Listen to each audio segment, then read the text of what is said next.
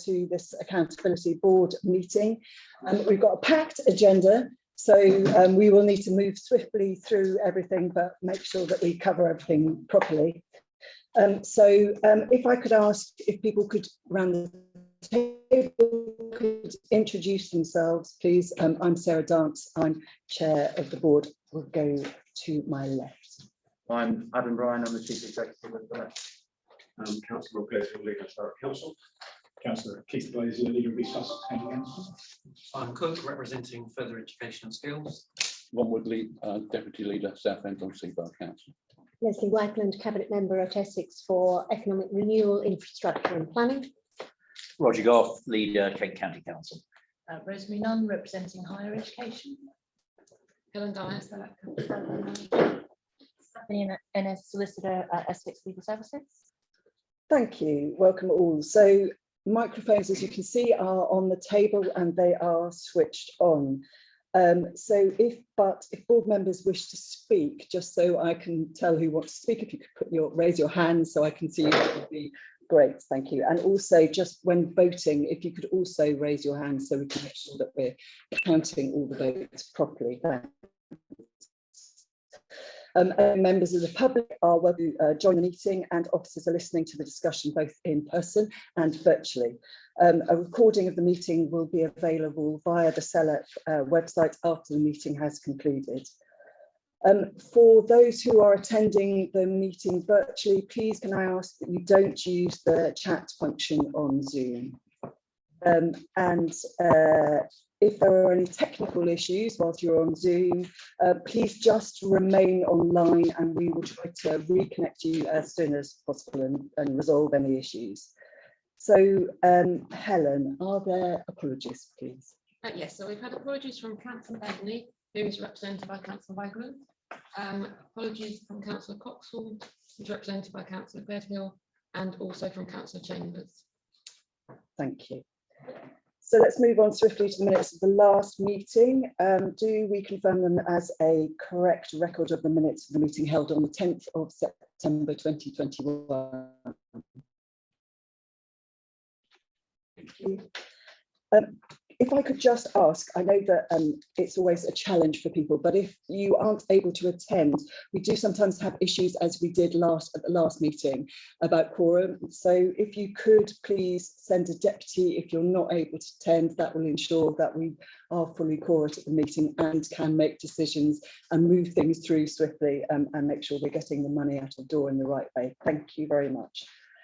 So declarations of interest. Are there any declarations of interest, please? No. Okay, thank you. Public questions. We do have 2 public questions that have been received. So the first question is from Bernard Brown, who is here today. Welcome, Bernard. And please, could you read your, do you want to come so people can hear? So she can hear you, and if you could read your question out, Adam will also respond. Okay, thank you for the opportunity of putting this question today, which relates to the contractual and accountability relationships between SELEP, East Sussex County Council and Sea Change Sussex. I trust the answer will not be reflective of some of the project reports which I've read, but will answer the question accurately and unambiguously, and will not rely on lexical semantics. My question is in 2 parts. Part 1, when talking about accountability, an East Sussex County Council officer said in a press interview in July 2021, the Queensway Gateway is not our project. This was repeated by a lead councillor at a full East Sussex County Council meeting on the 12th of October 2021. In an FOI answer from SELEP, the Accountability Board stated it did not contract directly with Sea Change Sussex. In such circumstances, who does have accountability as the contract authority? Who is accountable to the project? So given is that the ownership of the contract does rest with East Sussex County Council, albeit acting on behalf of SELEP. I would like to ask what scrutiny has been undertaken by SELEP to make sure recent grant agreements signed by Sea Change Sussex and East Sussex County Council for the North Bexhill and the Hastings fast track projects do not weaken the intended safeguards in the SLA between SELEP and East Sussex County Council. I refer particularly to paragraph 7.4 of the framework agreement of the 26th of March 2021. Has SELEP, on its behalf, East Essex County Council, as the accountable body, actually scrutinised any agreements for escalating risks of public money? With the recent performance history of this contractor, I believe just asking generic questions does not constitute scrutiny. Thank you very much. Thank you, Adam. So SELEP and Essex County Council as the accountable body contract with the Essex County Council through a service level agreement which sets out the grant responsibilities of both the accountable body and East Sussex County Council. East Sussex County Council is responsible for delivery of the project and is required under the terms of the service level agreement to enter into an agreement with any third party delivery partners, i.e. Sea Change Sussex, which sets out the relevant rights and obligations imposed on East Sussex County Council under the terms of the service level agreement. An agreement between East Sussex County Council and Sea Change Sussex in relation to the Bexhill Enterprise Park North project was completed in late October 2021. East Sussex County Council have provided written assurances that the agreement with Sea Change Sussex specifically reflects the terms of the service level agreement between East Sussex County Council, SELEP and Essex County Council. It is understood that an agreement between East Sussex County Council and Sea Change Sussex in relation to the fast track business solutions for the Hastings manufacturing sector project is not in place. Thank you, Adam. Thank you, Madam Chair. Thank you for coming and asking your question. We have a second question from Paul, and Paul's requested that his question is read out to the board on his behalf. So Adam will read out both the question and our response. So to be clear, the question is, what can the board do to stop Sea Change Sussex delaying the start of the temporary connection to the Queensway Gateway Link Road? Our response is, the service level agreement between East Sussex County Council, SELEP and Essex County Council as the accountable body for SELEP outlines a requirement for expenditure of the local growth fund funding to be in accordance with all applicable legal requirements. As a result, the board cannot require Sea Change Sussex to progress with the delivery of the signalised connection in advance of confirmation that all required approvals have been received and legal documentation completed. The status of the required approvals and legal documentation is outlined within the update on the Queensway Gateway Road project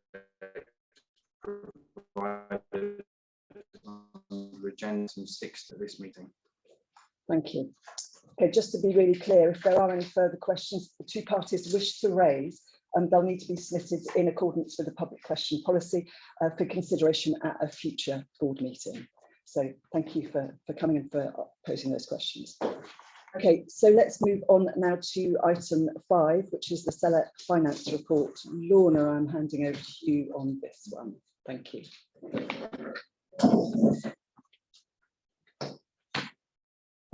Thank you. Good morning, everybody. Thank you. So who don't know me, I'm Lorna Norris. I work for Essex County Council supporting the accountable body role for SELEP. And in that role, we manage and oversee the financial position for SELEP. So this update today in the paper provides the current year update forecast and sets out proposals to address the financial challenges that are anticipated for the next financial year, alongside proposed budget for 22-23. At previous financial updates to the board, we've highlighted there's been a number of uncertainties for the financial position for the LEP. These include the fact that there's no core funding allocation in future years confirmed, no confirmation of other funding streams historically received by LEP, such as the growth funding and skills partnership funding, and we're still waiting on the outcome of the LEP reviews to inform the future role and other funding opportunities for the LEP. Since the agenda was published, however, we have received one piece of positive news in that the government have advised this week that SELEP can now apply for the second half of the core funding that's due for this financial year. And if this is received, that will improve the financial position set out in the paper by £250,000. So that's is positive, but as we've still got to apply for that and receive it, we've yet Thank you, Amy. We haven't yet considered that. That isn't reflected in the papers because we didn't know, but I also recommend that we don't consider that and we look at the recommendations as they stand rather than try to take that into account, because until we receive the money, there's no assurance, and given past history, I think that is the recommended approach. That letter from government also advised that there's been no decisions yet around future funding for the LEP beyond this financial year, and that further details would be set out in the forthcoming levelling up white paper that is understood to be due hopefully by the end of this calendar year. So in the absence of any confirmation for government with respect to future funding, we think it's necessary now to assure that sufficient funding remains to meet known future commitments and risks to protect against future funding gaps. As such, we've recommended in the paper that the board agree to the appropriation to the operational reserves of the uncommitted funds. These are set out in table 2 in the report. Thanks, Amy. Thank you. This transfer will then create sufficient funding in the reserve to enable the proposed ring-fence reserves to be established for known future commitments and risks, including redundancy costs, and to support the funding position for next financial year. The impact of this change is set out in table 4. Thank you, Amy. Which gives a forecast balance in the operational reserve to support the 22-23 budget of 944,000. So this table sets out the 3 proposed ring-fence reserves, which basically reflects a prudent assessment of how much we think is required to support future redundancy costs for the team, an assessment of known future financial and contractual commitments, and an estimate of the value of risks identified on the risk register. This value of each reserve will need to be monitored ongoing, as whilst over the next year the value of some may reduce. Currently there's no provision for unknown risks. An update in this respect will be provided as part of the regular finance updates to the board in an ongoing basis. So given the uncertainty and the need for prudence, the 22-23 budget proposal set out in table 6, thank you, Amy, assume that this operational reserves balance of 944,000 will be the primary source of funding for proposed expenditure next year. As set out in the paper, this reduced funding position has meant significant reductions over the budget, notably in the staffing position, where there's the equivalent of 40% of the cost of posts being removed. From a grant perspective, no new income is assumed, and only those grants expected to be carried forward from the current year are anticipated. The paper reflects the impact of these proposals both in terms of a reduced team and the reduction in activity. The budget assumes the full use of the operational reserves to fund the anticipated expenditure in next year. So on this basis, there will only be funding remaining beyond March 23 to support the known financial commitments and risks, and unless alternative funding opportunities become available. This is set out in table 8. Thank you, Amy. So for clarity, the ongoing commitments include oversight and accounting for contracts. Some of the GPF agreements, that means the Growing Places Fund agreements that we have in place extend out to 26-27. There's ongoing monitoring and delivery and evaluation of programmes of funding streams. Some of our LGF programmes aren't due to finish until 24-25. And we've had indications from government that they have an expectation that there's ongoing monitoring provided in this space back to them, as has been required throughout the LGF and GBF funding programmes. In addition, there's will be the key role in continuing to support this board in their oversight and decision making with respect to funding allocations and the overall financial position for the LEP. The reserves position will be subject to ongoing monitoring and reporting to the board to ensure that all financial commitments can continue to be met, thus ensuring that the partner authorities that are not exposed to unnecessary risk due to future funding gaps that could appear. So clearly, should additional grant funding be made available, proposals will be brought back to this board to consider the impact on the budget and the reserves. That's what all I was going to plan to say in terms of introduction, but happy to take any questions from the board. Thank you, Lorna. Councillor Goff. Thanks. Lorna, you touched on this a bit towards the end of your remarks, but could you just give us a bit more of a picture as to how we got to the risk reserve number Yes. that we've got, because it's quite a large one. It is. Now, we all appreciate there are a lot of risks around, so it's not necessarily wrong, but it's just understanding that a bit more. Absolutely, yes. So basically, and it's set out in the operational report that's coming next, but there's that covers all the high risks that the LEP is anticipated to take, and basically we've taken an assessment of all of those risks made and what the kind of level of risk and occurrence of those, and we've taken a fairly prudent approach, it has to be said, in terms of ensuring that we can mitigate those costs should they come through, because obviously there are no other funding sources, and don't want to be doing is exposing the partnership and the local authority partners around this board who would then have to pick up any shortfall. So I would say it is a prudent approach. We've taken each risk in turn, looked at the potential value of that risk, and that's how that value has been determined. Thank you. Councillor Gazer. Thank you. Just on the note that we're not going to discuss today, will we have time between now and the next board to have made that application? It's an unknown question, but to make the application, you've got a response, because that would be very clearly beneficial to all of us to know as soon as possible. Absolutely. So the expectation, so the letter came in, I think, was on Wednesday of this week, and we have to apply, I think it's by the middle of next week, and if that's confirmed, then we will receive the funding in the middle of December. So it will be a nice quick turnaround, so that we'll, for next February's meeting, we will hopefully have received the money and be able to come back with the clear implications of what that means. Very good, thank you. Thank you. Were there any other questions at all? Adam. I just wanted to sort of emphasise a few of the points that Lorna made in presenting there, really, just to be clear that the reduction in the team from April of this year to April of next year will be around 45%.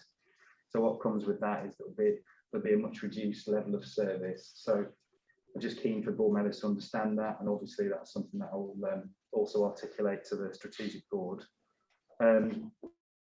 We've not made any, we've not had any conversations with any leaders around asking for funding for next year, simply because we do not know what the LEP is going to be resourced to do on government's behalf. So it'd be a bit of a false conversation to ask you to sort of contribute to the LEP when we don't know what to do for you. Obviously, that's clear in terms of the management of the capital programme. Less clear next and beyond. I should responsibilities into next year. The management of the capital programme, the oversight of the capital programme, the role of the accountability board are all things that have been preserved, because they're absolutely sort of critical to making sure that we because with the ongoing of the capital programme. And just to indicate also, I suppose one of the risks I feel most keenly at the moment is that risk around flight risk of losing members of staff, because obviously we don't have any assurance as to sort of long-term sort of roles at all. And in fact, the funding that we currently have, if we have no more, will only take us to March 2023, and there'd be a hard stop. Don't want to embarrass too much, but Suzanne is leaving the team, and she's got a few more months with us. We'll talk about that when we're able to sort of be more open about where she's going and all those things. But if there is any indication of the massive impact on the team of what we're facing at the moment, and that's it. So we'll have opportunity to, I'm sure, say thanks and everything else to Suzanne at a later date, but I just wanted to make you aware to sort of illustrate the point of the challenges that we're facing. Thank you, Simon. Adam, thank you. That's it's an incredibly difficult period to steward, and I think I'd certainly say I appreciate the work that you and the team, because it's very difficult when you're in this period. I guess it's the point that you just said about 45% reduction in staff, and of course the flight risk that would exist anyway. So maybe goes back to what Roger was asking earlier about that risk amount, because I guess the issue could be, and I know we're talking about if buts and maybes here, but the reality is that we could find ourselves with a greater than 45% reduction in the team. And I guess my question is, does that provide us with any other risks in terms of what we're accountable for and how we can manage that accountability? Or is the fallback position that I might assume naively that Essex County Council is the accountable body, but that's the fallback position. Because there could be a point where you can't find somebody to do something simple as search on a paper that we may need to make a decision. The challenge that I'm facing on a week-to-week basis is pretty much exactly what it just time. It is not possible to replace these individuals in these roles, partly because they're fairly nuanced anyway, but also obviously because why would you look to elect for a place to work at the moment, given the direction of travel that we proceed? Yes, there's an opportunity around a conversation with the accountable body, but also recognise the fact that the accountable body are pretty stretched too. But obviously a lot of the service that we get from the accountable body we pay for, and obviously the people leading the team we would have a capacity to pay for that. So that there is, that conversation is ongoing between myself, Stephanie, and others. So there's something we could certainly look at. And then there's the, I guess, the opportunities around the market and things like that. But again, that's all quite difficult given the position we're in. I can assure you though that we'll make it work, because we absolutely recognise that there are elements of what we do that can't fall down. And the topic that we covered today, the stewardship of the capital programme in particular, and everything that sits around it is uppermost in my mind. Yeah, no, sorry, I can just say one more thing. Absolutely with you, Adam, behind you 110%, whatever you may need to help you with that. I guess my question might be, I don't know what the legal consequences or circumstances might be. Will we in a worst case scenario where suddenly all of your team were able to find work elsewhere, yet we still had accountabilities or spend on the projects that we've got? Is there a legal risk there for us as board members, or does that sit with the strategic board, or that's the only one I don't know a question to? I'm happy to take it out of the meeting if that's too much or too complex. I'm going to refer to our legal services. And I think you've just answered it at the last part of that. That's something I've made a note to take away and look into and come back to you about how that would work in practice.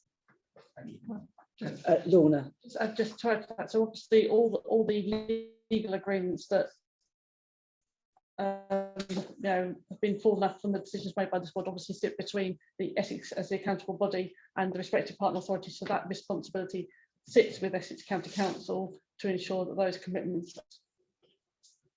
Thank you. But some very good points made.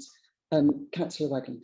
Just a small point, but I know that there is quite a market at the moment for secondments, for experience, for short periods, for professionals, and there was a conversation I was having only yesterday about the difficulty of providing for that, because it's not needed on long term. I'm sure you're looking into it, but it strikes an interesting point where Jack.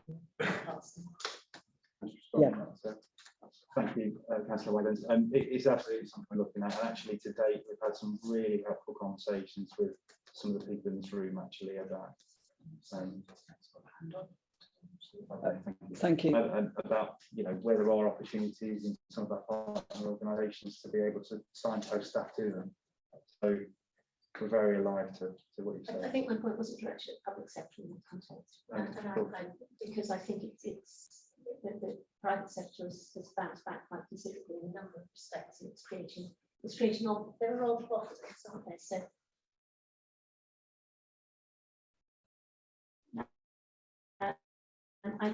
and I simply thought it was worth considering. Thank you. I can see that Stephanie has got her hand up. So, and thank you, Chair. Just can't see you, but that's great. Okay, thank you. Oh, okay. the transmission seems to be a bit staccato at the moment, but hopefully you can hear me. I just wanted to provide the sort of the reassurance in response to the points that have been raised, and to confirm sort of Adam's responses too, that there are very clearly ongoing and the accountable body, and particularly in terms of the legal expectations and accountabilities ongoing should there be complete absence at some stage in terms of secretariat staff, and where that would leave the accountable body working with SELEP Limited and with you as an accountability board. So we are very much working through the expectations around that, and we'll be very clear back to you around that in future meetings. Thank you. Rosemary. Thank you. Just to highlight, obviously, there's a resource in the higher education academic population that might be able to help you if it was required. So please do touch base there. Thank you, Rosemary. Thank you. Great. So I just want to also offer my thanks to the staff, to Adam, and for all that he's doing at the moment, and the rest of the staff, or to Lorna and to Suzanne. We're obviously devastated we're going to be losing you at another meeting, but and thank you also to Essex County Council as the accountable body for all of the work that you're doing to support this. We do really appreciate it. So if it's all right with everybody, if there's no other questions, I'd like to move to note the current forecast net cost of services for 2021-22 is an underspend of 15,000. Well done, team. Approve the appropriation of the operational reserve of the following fund: sector support funding of 126,736, COVID-19 skills funding of 417,864, COVID-19 business support funding of 22,864, growing places revenue funding of 986,614. Is that approved? Approve the establishment of the following reserves funded by the respective appropriations from the operational reserve: redundancy reserve of 275,000, future commitments reserve of 423,000, and reserve risk reserve of 975,000. Is that agreed? Thank you. Approve the revenue budget for 2022-23 set out in Table 6, including the appropriations from reserves as set out in Table 8. Thank you. Okay, let's move on swiftly to item 6, which is the operations update. Suzanne, we're handing over to you on this one. Thank you. Thank you very much, Chair, and apologies I can't be there in the room today. I'm going to take you through the operations report. I'll do it in the sections because it kind of falls into 3 main sections, really. So first of all, we have the contract for the independent technical evaluation work. We're required to have an independent technical evaluator under the National Assurance Framework and our local assurance framework. STEER have been carrying out that role now since the programme was instigated. We awarded a contract last year on a 1+1 basis, but things were very uncertain at this point last year, continue to be very uncertain. The requirements for an ITE in next year will be minimal, but we do need somebody there to assess where we have changes to business cases or where money is returned and new projects come forward. We have the cost. We think it's around about £5,000 that would be necessary for next year. We've got that in the budget. Given the low level of cost, the fact that there's only a further year to run, the learning curve that a new supplier would have, it seems that the best value option would be just to roll forward with that +1 option that we have with STEER at the moment and reappoint them for a final year. So are there any questions on that part of the paper? I don't seem to be. No. Yeah. The second part is the National Assurance Framework and our local assurance framework. So some changes to the National Assurance Framework came out over the summer. We weren't expecting these, but we need to reflect them in our local governance. They're very minimal changes. There were some other changes, but we'd already sort of went beyond what was required. Some small tweaks. There's nothing there that fundamentally changes the way in which we operate. We have to have 2 policies that cover hospitality and expenses instead of the 1 policy that we had at the moment. So nothing at all to worry about. I don't think it's necessary for us to consult with Accountability Board before we take these changes through to Strategic Board, which we're aiming to do in December. And we've got one change that we wanted to make on our own account to the assurance framework. which was just to allow us a bit more flexibility. At the moment, board members can only be appointed on a 2-year term minimum. We don't think that's flexible enough. We think that should be up to 2 years, especially as we don't. Next year is somewhat of a transitional year. The other thing that we had there, we do report back to you on how we're doing against our assurance framework. The only thing that's outstanding at the moment is the move to greater diversity on strategic board. That was clarified in the update over the summer, actually, that we need to meet the 50-50% by the beginning of 2023. So we'll be working on that through this forthcoming calendar year. Are there any questions on the assurance framework and the changes there to policies? Simon. Yep. Just one question, Suzanne. Is there any impact of those changes on the devolved boards in the regions, or is this just? No. No, the only impact is could be around where we've tweaked it when we've made it up to 2 years, which would then give the federated boards themselves flexibility, which they'd want. That, you know, I think there's an intention to appoint on a 12-month basis. So I think that's the only one. The rest of them are really inconsequential, fairly immaterial. Thank you.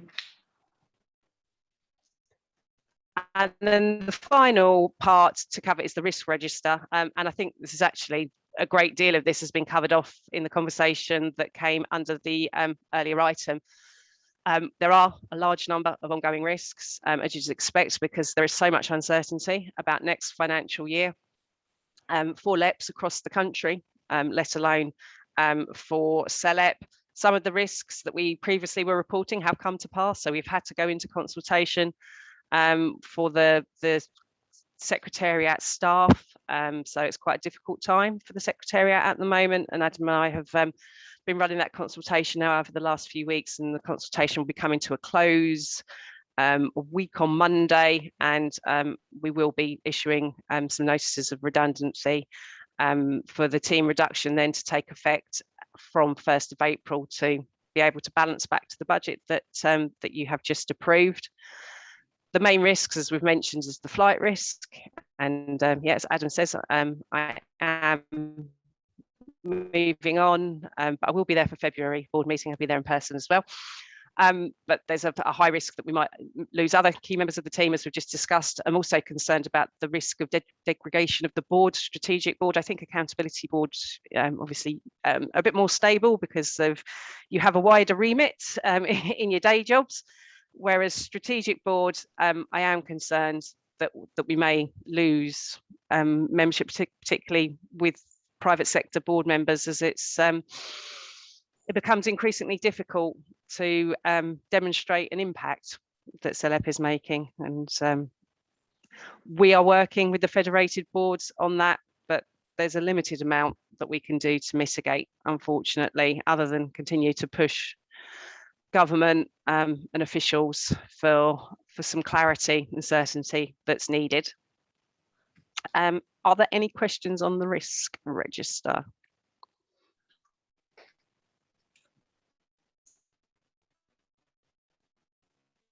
Simon. To give up in a few minutes and not ask any question. But Suzanne, in the context of what you've just said, and the context of my question that Stephanie is going to go away and look at, would we need to consider a period of time where we may have to amalgam the two, or is that going to cause too much conflict? You can't mix strategic board and accountability board. They're constituted under different legal frameworks. The strategic board is a board of directors under company law, and accountability board is a joint committee under public law. So that isn't a possibility, but you know, there is possibilities of other ways of functioning that we'd need to consider as part of that wider piece around those legal implications and obligations. Okay, so the second part to your answer really is more appropriate if we have to consider it at a particular point in time. Yeah. Okay, thank you. Suzanne, that's the end of your reporting on the operations update, Suzanne, yeah? Yes, that is, yes.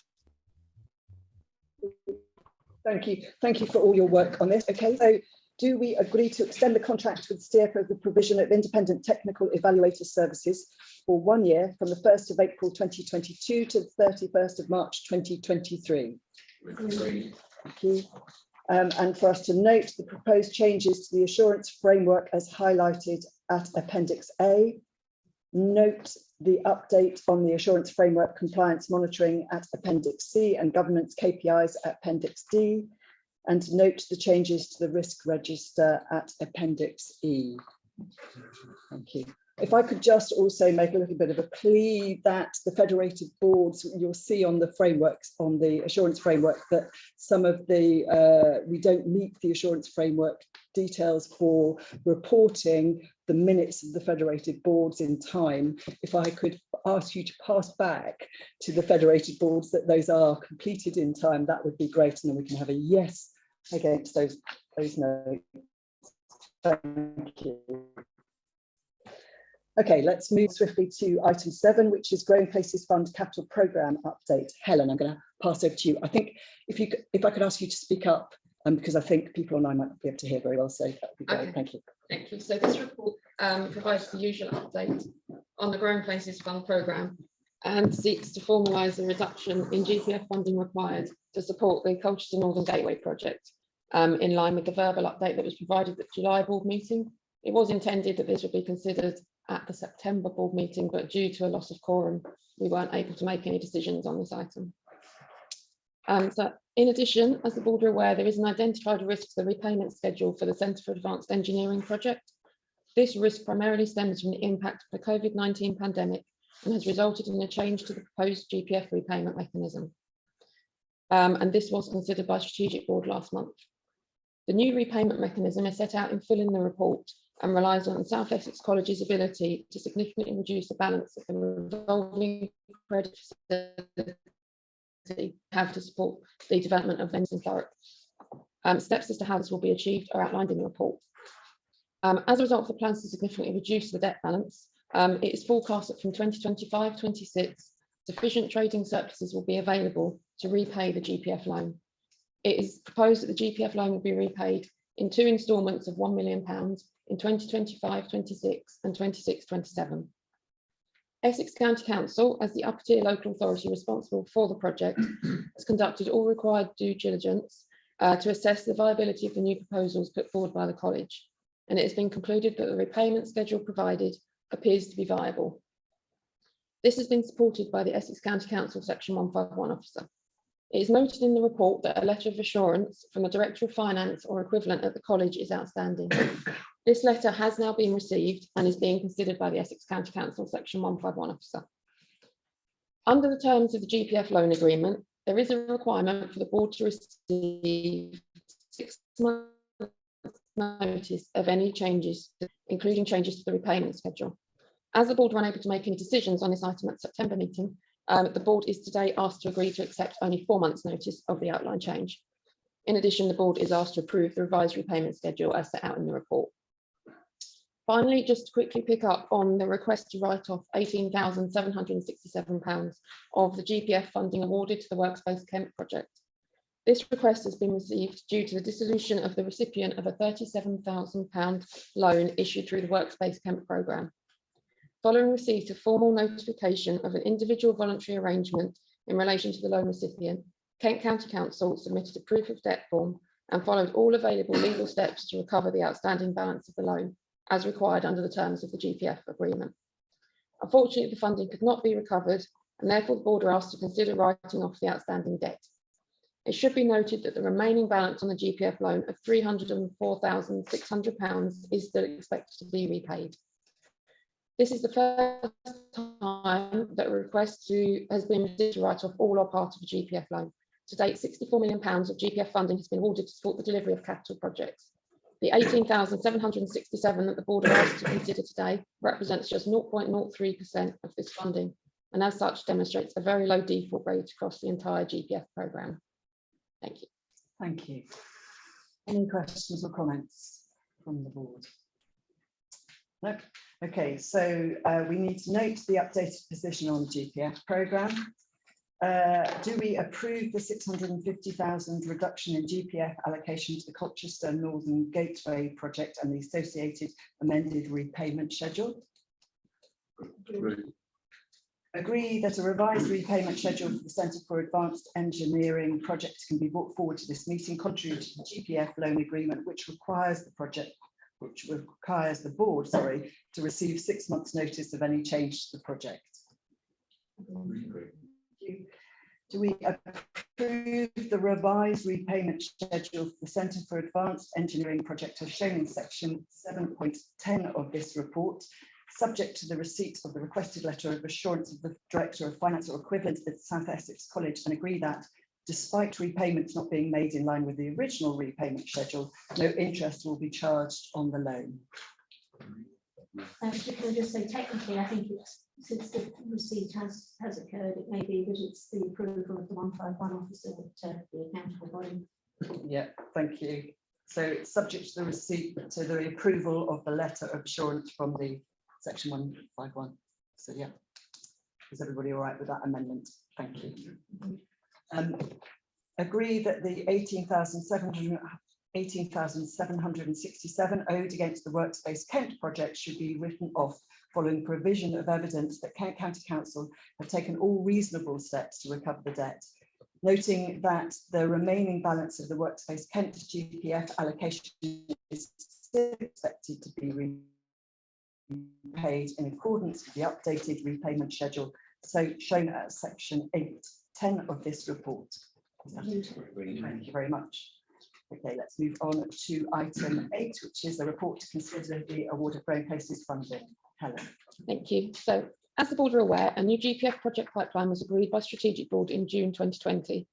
As a result of subsequent investment decisions taken by this board, there are currently only 2 projects remaining on the pipeline.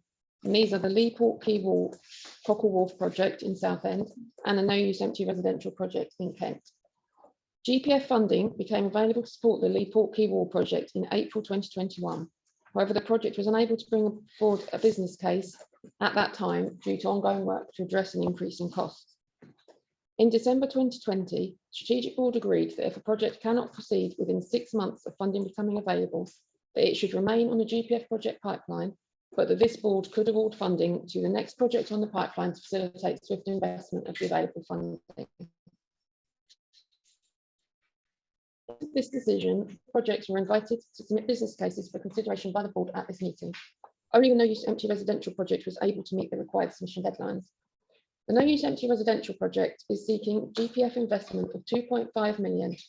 As the board are aware from previous GPF funding decisions, this project seeks to return long-term empty properties to effective use and has been operating in Kent since 2005.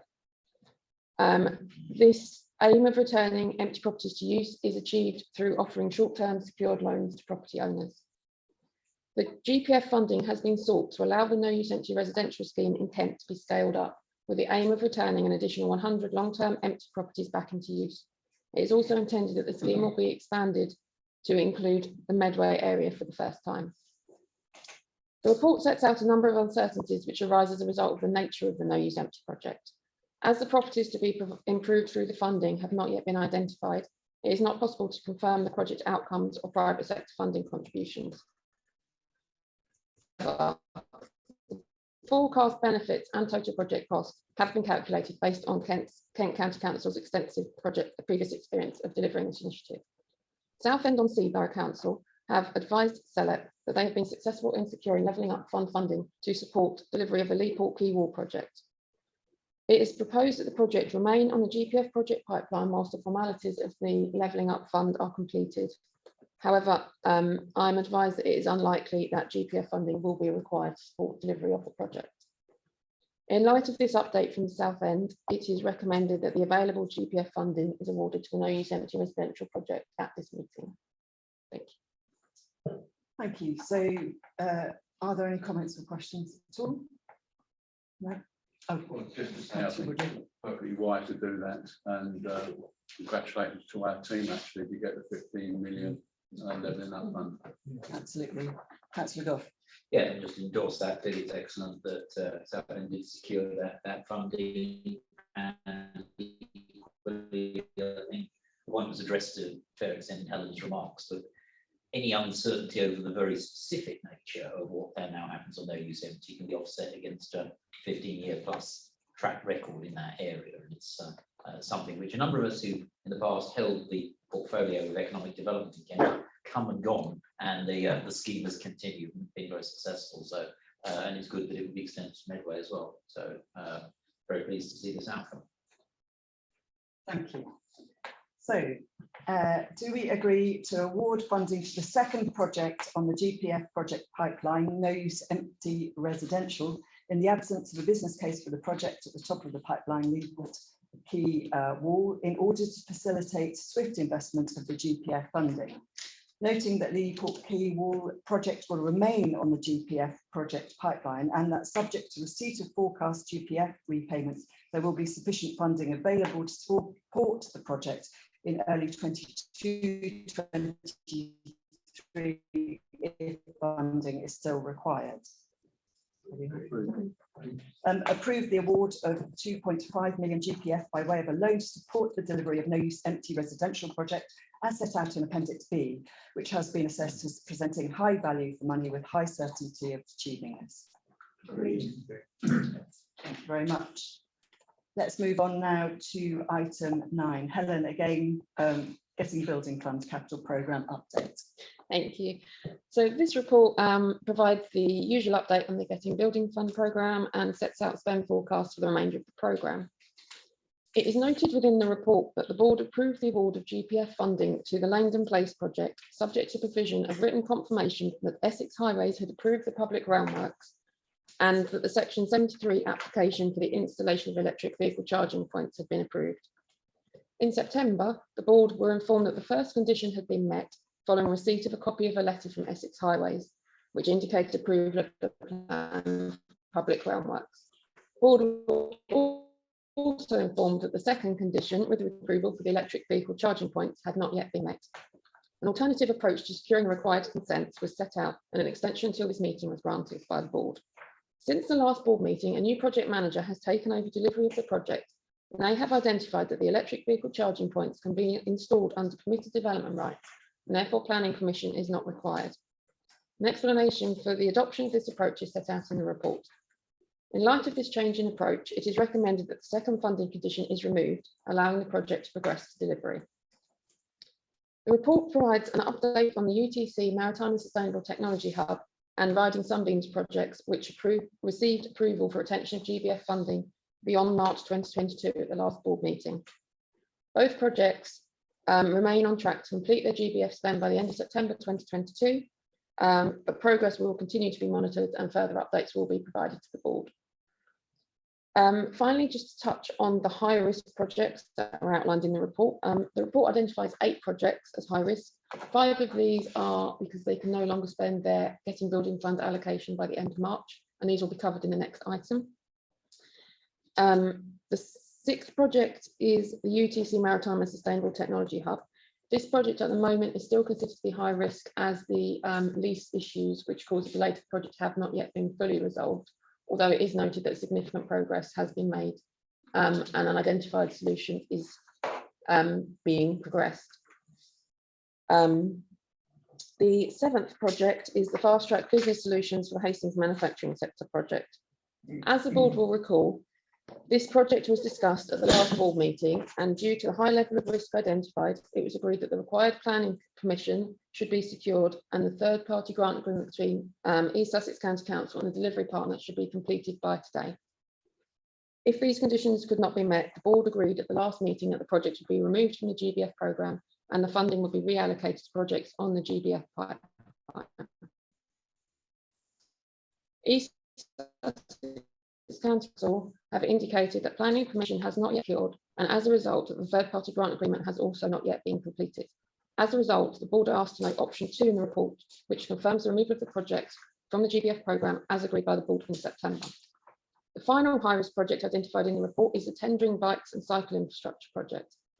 SELEP officers have been advised that as a result of last-minute local objections to the route of the proposed cycle path, that it will not be possible for the GBF funding to be spent in full by March 22.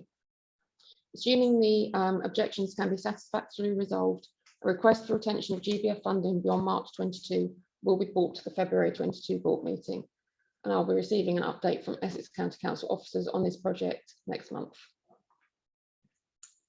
Thank you. Councillor Gazer. Thank you, Chairman. If I can deal with the East Sussex project. Really, clearly a difficult situation for East Sussex. More time to enable the scheme promoter, in this case Sea Change Sussex, to resolve the outstanding matters, principally in relation to securing a planning permission. A grant agreement was sent back to Sea Change earlier in the week. Unfortunately, planning permission has not been secured by the time of the meeting, although we do anticipate that decision will be made by the planning authority in the new year. But there's no doubt that our desire to grow East Sussex economy remains. Whilst we're disappointed that East Sussex will not benefit from this important funding, our commitment to its economic growth is as strong as it ever was.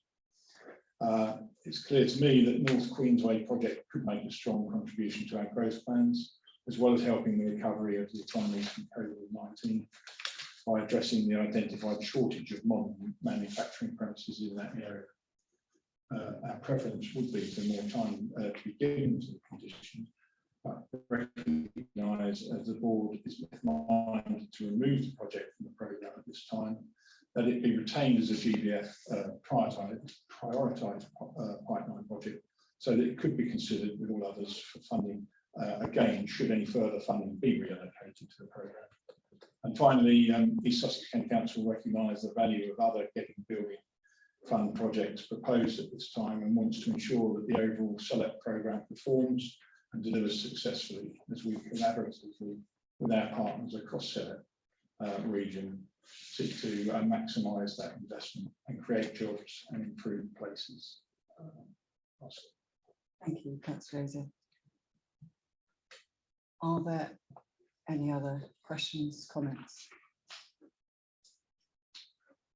So are you, sorry, just so I'm clear, Councillor Gazer, are you asking that we change the note that, because at the moment it says on option 2, it says the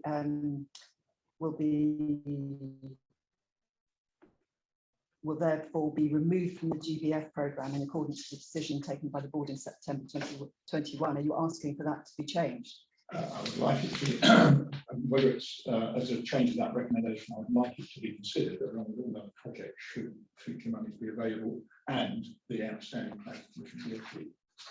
The likelihood of that in the new year is remote, but to take it out of the programme totally at this stage, I think we just need to show commitment to the project if all of the conditions are met.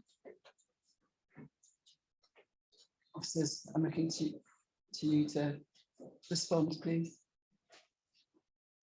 You should probably know that the prioritisation of projects is a function of the strategic board. So if we were to do that at a subsequent date, the conversations take to the strategic board as sort of separate to the work we've got to today. So you're happy with the wording? We're happy with the wording as is at the moment. Yeah, I would be, because I think Councillor Gazer has articulated his, but to sort of keep it in the consciousness and interest of supporting the economy.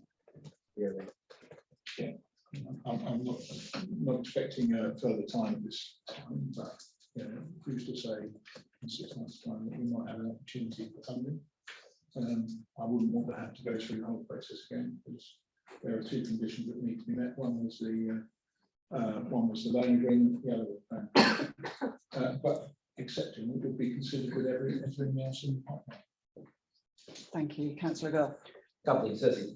Thank Keith for taking, I think, the broad view on this, and to use remarks at the end about keeping the whole SELEP programme going. I think that's hugely right and valuable. I think what we're saying, just to be clear, is we go with the recommendation as stands, and that means then that we can look to what else may happen. And when we have a kind of understanding or agreement that the strategic board, we can look at where this might sit in future. Is that what I think that's what you were suggesting, wasn't it, Adam? Yeah, I don't think we need to change the that Yeah. what's written in. But I think we have a, the, I think we have a sort of, certainly, you know, we can expect. Should we be in that situation at a future strategic board to consider, you know, more projects that Eastern College bring to the board? yeah, that's a good present. Councillor Wagland. I think it's important and it's clear Yes. that the funding is available for other projects. Otherwise, it seems to me that we're simply going to create a difficulty for ourselves that we don't intend to create, which Keith has quite kindly and practically released in terms of his own claims on it. I think it follows from that. It would be very wise for us all to be saying that we wouldn't expect this project, should it suddenly manage to get itself back into the sort of order that would enable it to be considered, to have to start as if it had never begun, but not to find itself back into the pipeline until the strategic board obviously has considered it, and not to affect the pipeline that would then be going forward. Does that help? Thank you. I did want to make sure that we were all really clear Yes. about that decision. Thank you. Okay. So I'd like us to note the current forecast spend for the GBF programme for 2021-22 financial year of 61.237 million, as set out in Table 1. Note that the Leighton Place project has received approval from Essex Highways for the proposed public realm works, and that therefore the first of the two funding conditions applied to the project have been met. Agree that the requirement for the planning approval be obtained for the electric vehicle charging points to be delivered as part of the Leighton Place project can be removed on the basis that the planning approval is not required, as permitted development rights can be used to deliver these elements of the project. Do we agree? Agree. Note the updates of the projects which have received approval for the retention of GBF funding beyond 31st March 2022. Note the update on the GBF projects which have been identified as high risk. And note that the fast track business solutions for the Hastings manufacturing sector project has not met the conditions attached to the funding award in September 2021, as set out in section 7.12 of this report, and that the project will therefore be removed from the GBF programme in accordance with the decision taken by the board in September 2021. The £804,365 GBF funding currently held by East Sussex County Council should therefore be returned to Essex County Council as accountable body for SELEP within 4 weeks of this board meeting for reallocation to alternative projects on the GBF prioritised project pipeline alongside the funding currently held by the accountable body. Thank you. Let's move on now to item 10. Helen, again. Thank you. So this item considers requests from projects to retain their Getting Building Fund funding beyond the 31st of March 2022. So firstly, I just wanted to note that the report sets out a request for the retention of GBF funding against the Fast Track Business Solutions for Hastings Manufacturing Sector project. This request was included because the final deadline for the project meeting the conditions agreed by the board in September was today, and at the time of preparing this report, it was unknown whether the conditions would be met. The request for an extension was only going to be considered if the project had secured planning consent and had a completed third-party grant agreement in place by today. As a result of the update we've just had on the project, this request will now not be considered. The reasons for each of the remaining 5 projects seeking approval for retention of GBF funding beyond March 2022 are set out in the report, and I'm just going to pick up on a couple of the risks surrounding each of the projects. So firstly, on the JV market and commercial, there remains a risk of further cost increases as the procurement of a lead building contractor is still ongoing. Provisions have been made within the tender documentation for use of value engineering or design changes to try and ensure that the project remains within budget. However, the deadline isn't until next week, so at this time it cannot be confirmed this approach has been successful. If there are further increases, this has the potential impact on both the value for money by the project and the date for contractor appointment. Secondly, the Better Queensway project. The GBF investment supports part of the initial enabling works, which are required to support a much larger project, which presents the opportunity for full regeneration of the Queensway estate in Southend. Procurement for contractors to deliver the utilities and enabling works, which will be supported by the GBF investment, is underway.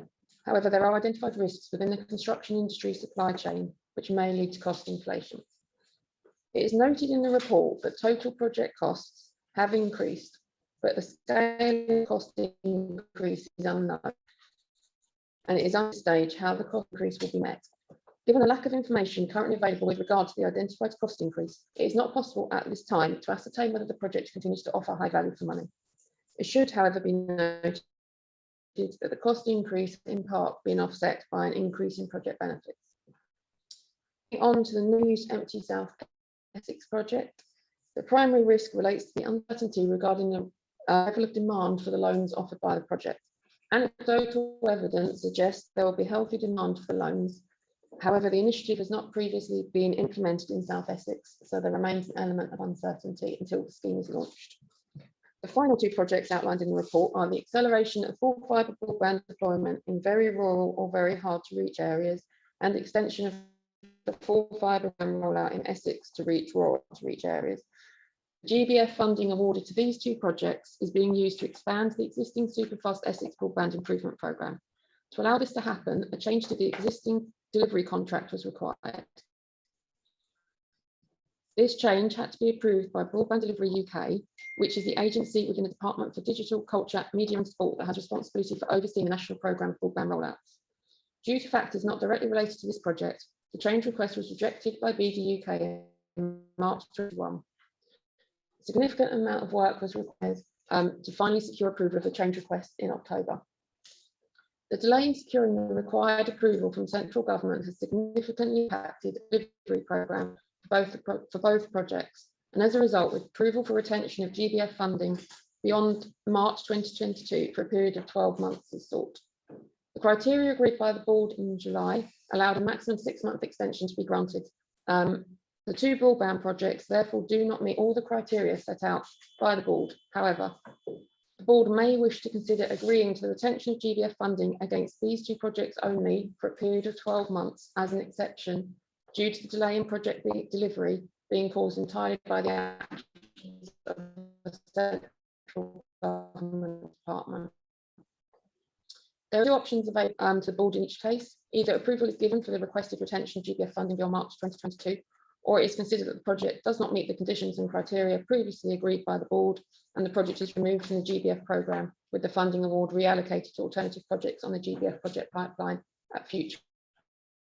If the board choose to retain the approve the retention GBF funding for any of the projects outlined in this report beyond March 2022, the identified risks will be monitored and regular updates will be provided to the board to ensure the projects remain on programme.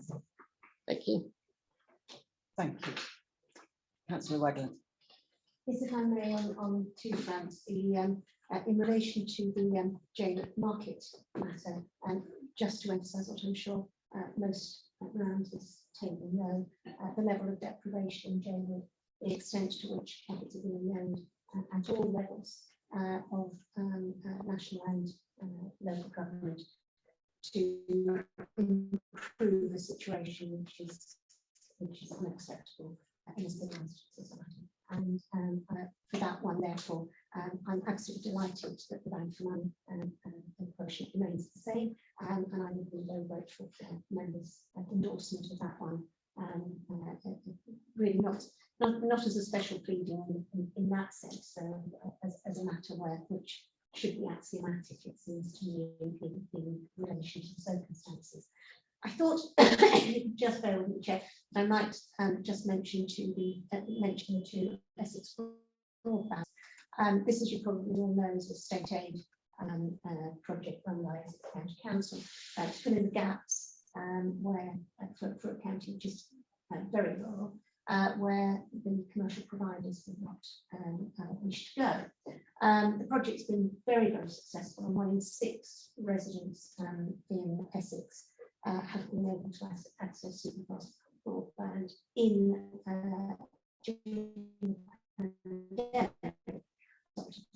scheme. As is well known, it's necessary to do change requests in relation to state aid contracts in relation to superfast broadband in order to get the right properties, because property, despite being a static thing, has a nasty habit of expanding, contracting, producing other developments and so on and so forth. That work is very time consuming for a small and excellent team at Essex.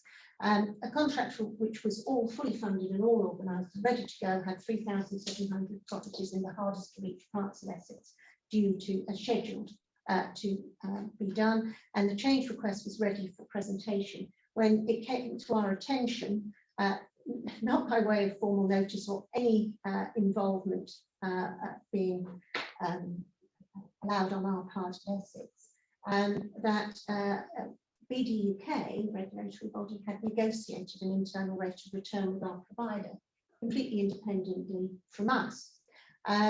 We were placed in a position in which we had no alternative but to present our change request with that internal rate of return, only to have that change request rejected on the basis that the internal rate of return is unacceptable.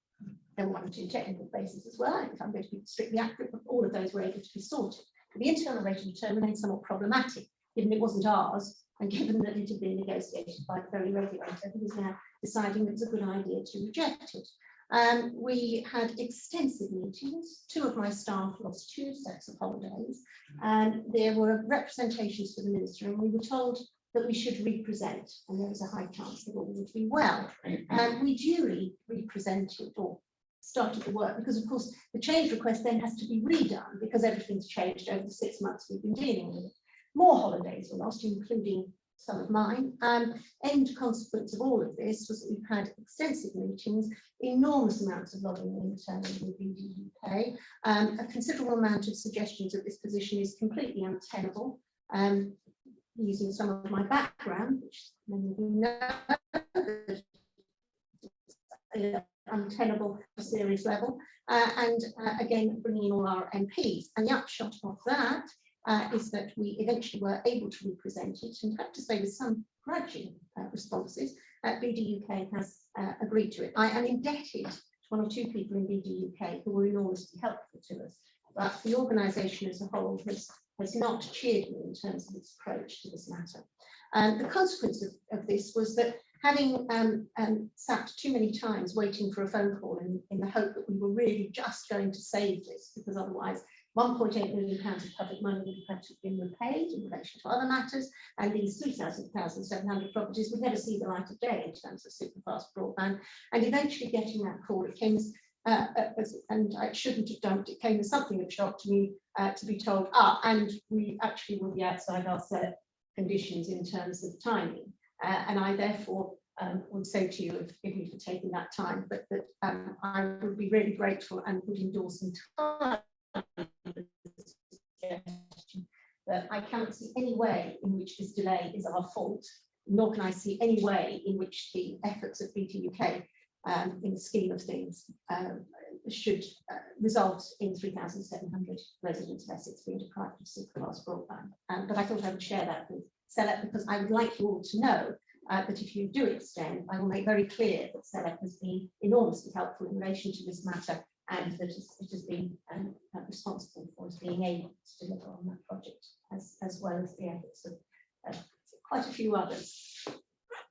Thank you, Councillor Wagland. Very useful.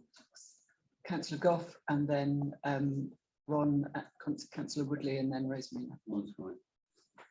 Just very briefly, I would endorse all the recommendations, and in particular in relation to what Councillor Wagland's just described. I think we've had a theme at this board, since the time I've been, a couple of years now, I've been on this board, of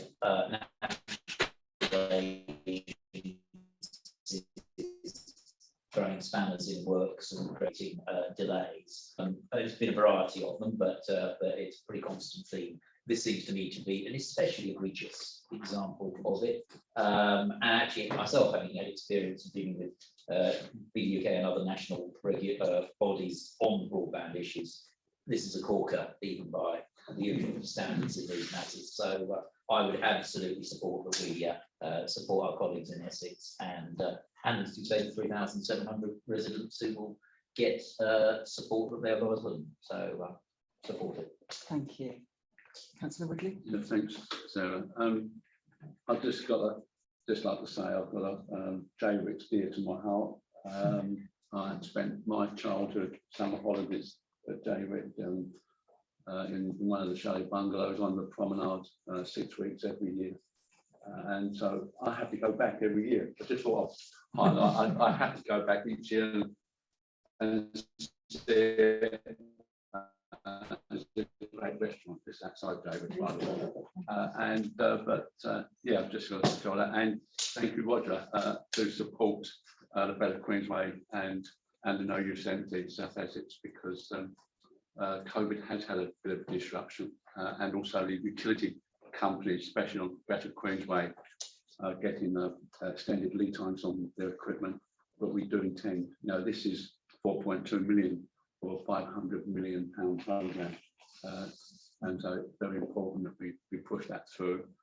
And with the No Use Empty, again, COVID got in the way where we couldn't meet the shop owners, the landlords, to discuss what we wanted to do. But now that is up and underway, so this 6-month extension will just give us that option now to finalise and get it through. And so I would hope that we would agree option 1 and on those projects. And thank you for your support. Thank you. Thank you. Rosemary and Councillor Gosler. Thank you very much. Just to echo Ron's fondness for Jaywick, sits with me as well. But I just want to say, for the higher education sector, we are civic anchor institutions of the United Kingdom, and as such, part of our role is the place agenda. And we don't really talk very much in here about the levelling up policies and what is intended to happen there. But certainly all of the projects that I see here represent some things that are at the very core of that levelling up agenda. And if these things don't happen and happen with the minimum of bureaucracy, she says smiling, then I think that we are really shooting ourselves in the foot. And certainly for our sector, this is one of the things that we're very passionate about, and we're very supportive of doing all we can to enable and facilitate that around the table. Thank you. Councillor Gillis. Thank you, Chair. I'm going to say, I'll be short all of these, obviously, having delivered the full fibre.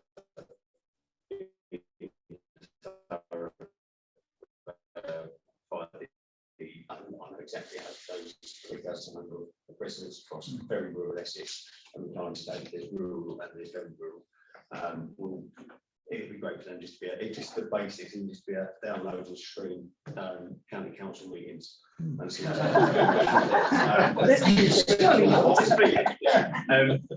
I really want to focus on the No Use Empty commercial for South Essex. I mean, it's been really successful in Kent, bringing it in not just for South End but right across the board is brilliant. I had to go to South End for one of those very overpriced COVID tests to be able to go away in the summer, and it's shocking how many empty properties you've got just in that small area, just literally from the station to where I had the COVID test, and just a very short walk round. But having gone to Lakeside and other areas, not just in South End, the stuff to see right across the board, but not just shops, properties. Properties that have been empty for quite some time, and we can't get the money anywhere to be able to do that, councillor. Hopefully this could be the ability for people to be able to do that and get back into use, especially seeing that, and I'm going to talk about Maidstone Centre because it is yards from where we are. We've seen a complete change there. We've now got restaurants that are really, really fantastic, with obviously during the summer out on the streets, rooftop terraces and things like that. So there is a sea change in what's happening, not just in Thurrock, but right across the board, excuse me. And I think this will really, really help to get those long-term empties back into use. And we can't escape a long-term empty gives us nothing. An occupied property gives us employment, better high street, and it gives us business rates, although a very small amount of business rates, but still business rates in. So yeah, 100% my support on that. Thank you. Okay, so in terms of the process, just so you're aware,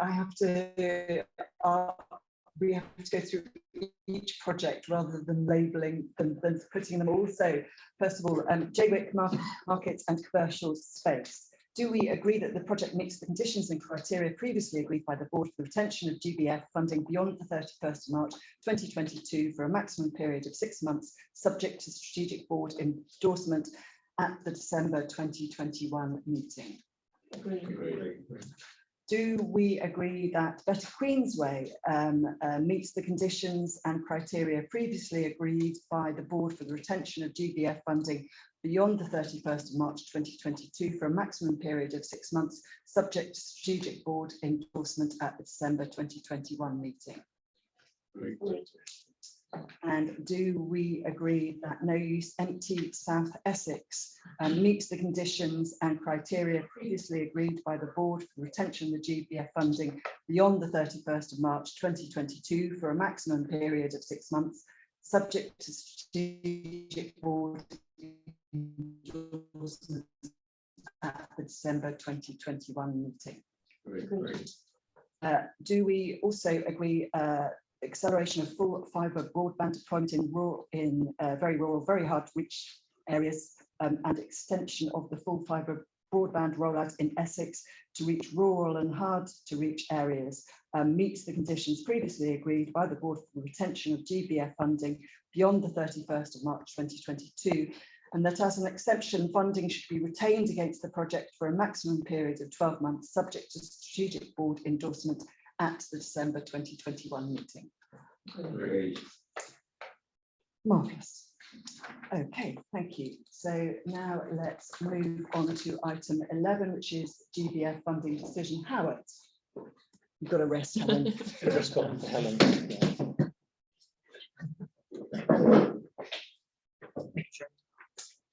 So this project is the Amelia Scott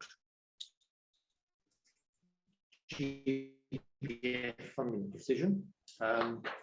Removal of the fast track business solutions for the Hastings manufacturing sector project from the GBF programme. 3.5 million GBF funding is available for reallocation to the project on the GBF project pipeline. The Princess Alexandra Hospital project is at the top of the project pipeline, with the Amelia Scott next in line. Whilst this report considers the award of funding to the Amelia Scott project, this is only being considered as there is sufficient funding also available to support the Princess Alexandra Hospital project. As a result, awarding funding to the Amelia Scott at this meeting would not represent a reordering of the pipeline. It is expected that the board will be asked to consider the award of the remaining available GBF funding at the February 2022 meeting. The Amelia Scott project is seeking 1.4 million GBF to support the delivery of a new cultural and educational concept in Tunbridge Wells, which brings together learning, culture, art, and advice, created and expanded Grade 2 listed building. The project offers a variety of benefits, including the creation of 18 additional jobs for the library and museum space, 204 new construction jobs, 50 NVQ level 2 and 5 NVQ level 3 learners per annum in the adult education centre, and 3,227 additional library users per annum. GBF funding has been sought due to an increase in project costs due to the COVID-19 pandemic, Brexit, and changes in government legislation. The remainder of the funding package has been secured and delivery of the project has commenced. The GBF funding will be used to support the fit out of the building, and it's expected that the GBF funding will be spent in full by the end of March 2022. As delivery of the project is well progressed, there are very few risks associated with the delivery of the project. The independent technical evaluator has assessed the project, which has a benefit cost ratio of 2.7 to 1, as delivering high value for money with high certainty of achieving this.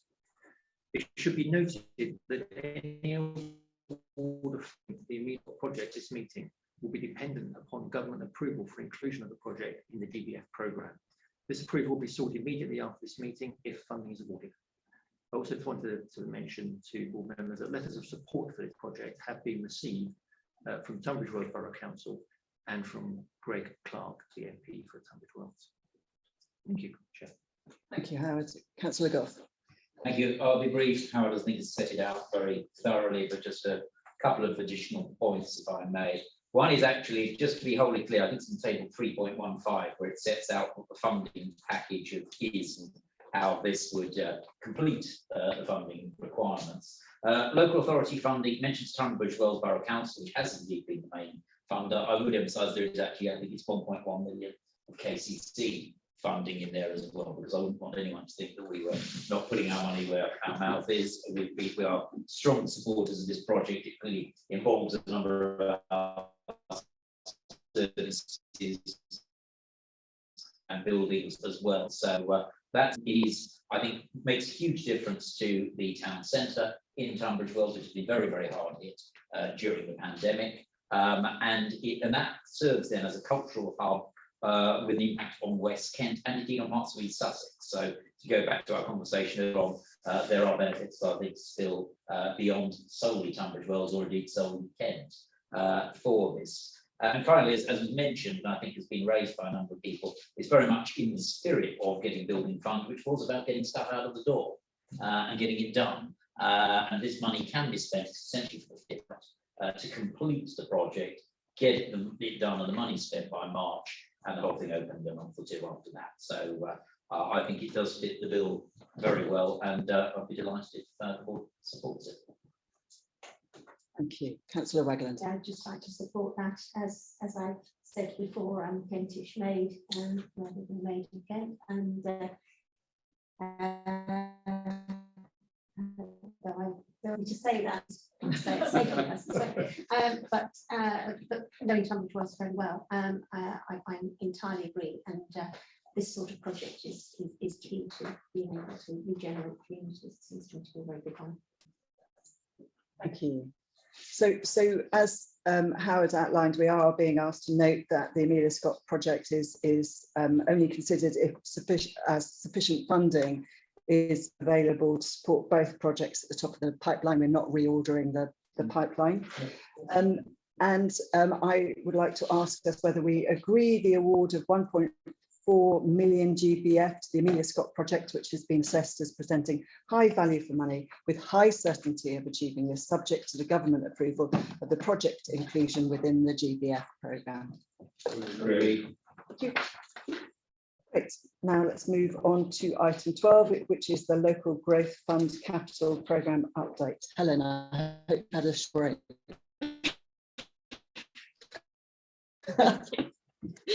So this report provides the usual update on a local growth fund programme, including an update on LGF spend to date and spend forecast for future years. As the board will recall at the last board meeting, it was agreed that the third-party grant agreement between East Sussex County Council and Sea Change Sussex as a delivery partner for the Bexhill Enterprise Park North project should be in place by today, and that contractual commitments with the construction contractor should be in place by the 31st of October to allow the project to progress and for the funding LGF spend to continue beyond the end of September.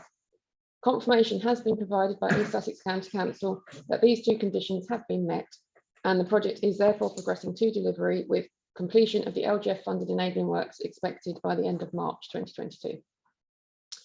The board are asked to consider whether the Southend Central Area Action Plan project should be allowed to continue LGF spend beyond September 2021. As outlined in the report, the project is now expected to complete next month and does meet the conditions previously agreed by the board for LGF spend beyond September. Finally, the board asked to agree up to completion dates for the following 5 projects, which have experienced delays of more than 6 months compared to the completion dates agreed by the board at the time of their respective requests for LGF spend beyond September.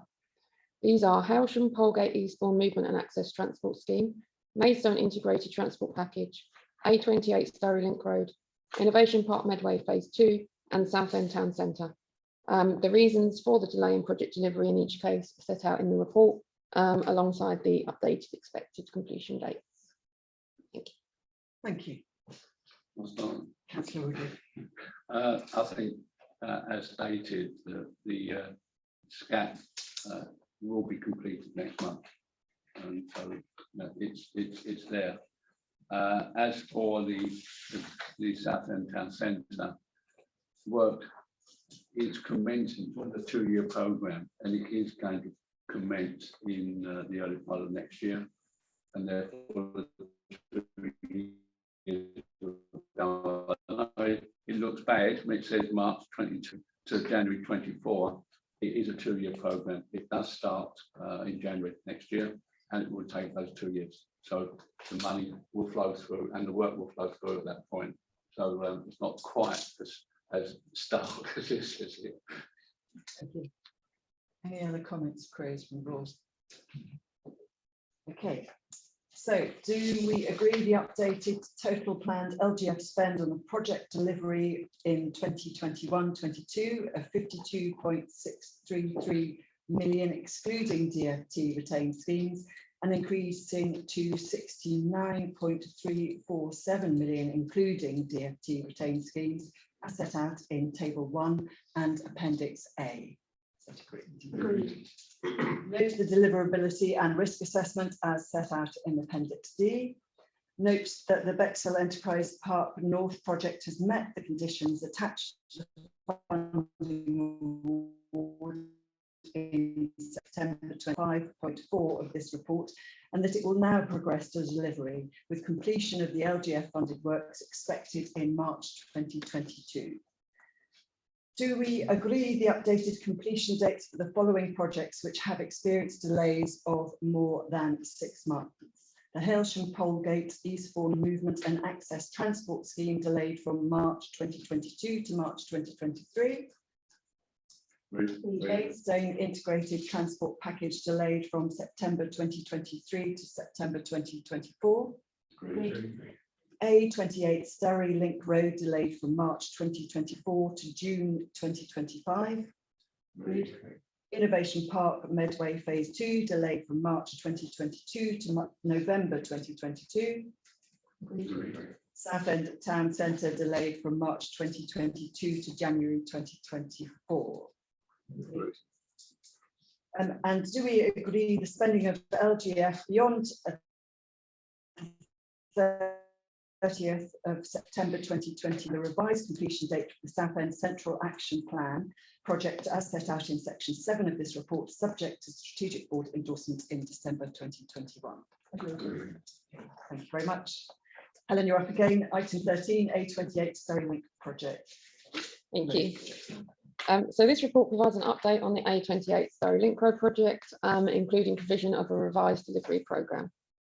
As the board will recall, it was confirmed at the September board meeting that Planning Commission had been granted for the new link road, and at that time it was expected that the land acquisition required to enable project delivery would be completed by January 2023, and on that basis the board approved the release of the remaining 4.656 million LGF to Kent County Council on condition that the land acquisition was completed by the 31st of March 23.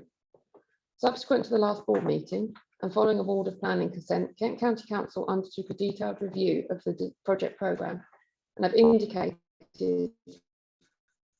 that if purchasable to complete the required land acquisition by the agreed date. A revised programme has been provided which considers all reasonably foreseeable circumstances, including CPL and public inquiry, and this programme shows completion of the land acquisition at the end of August 23. In light of the provision of the updated programme, 4.656 million LGF is still held by Essex County Council as the accountable body. Negotiations with affected landowners are in progress, and it is hoped that it will be possible for the majority of the land to be acquired by negotiation.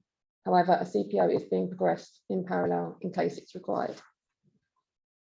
As outlined in the report, the project also has a complex funding package, which primarily consists of Section 106 contributions.